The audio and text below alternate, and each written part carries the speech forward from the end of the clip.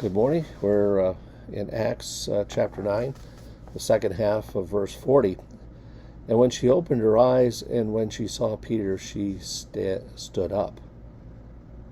By all appearances, Tabitha was raised from the dead. She was dead and came back to life. Remarkable, very unusual miracle.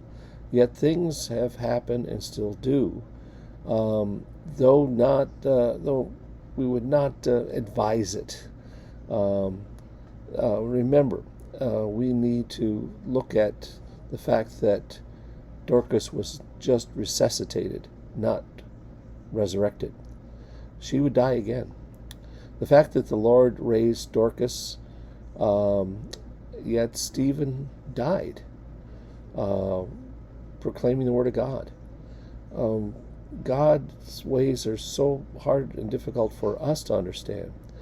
After all, we see what was done for Stephen and James. Weren't they more important than Dorcas? Weren't they more important than this Tabitha? Yet we must always remind ourselves to trust in God's wisdom and knowledge. Dorcas, or Tabitha, wasn't raised for her own sake. She would have enjoyed heaven better. She was raised for the sake of her ministry to others.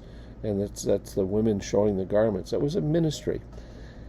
The same reason that we have passed from death to life was so that we can share Jesus with others. And he gave her his hand, verse 41, and raised her up. Then calling the saints and the widows, he presented her alive. And when it became known throughout Joppa, many believed in the Lord. Acts 9:32 and 41 mention the saints at Lydda and Joppa. This is the first time Christians are called saints in Acts. When the Bible calls Christians saints, it isn't kind of a super perfect person. It isn't somebody you make a statue on and after they're dead. These are people that are walking around in the world, set apart for a specific purpose. He stayed in Joppa for many days with one Simon the tanner. Now this is shocking when you think about it.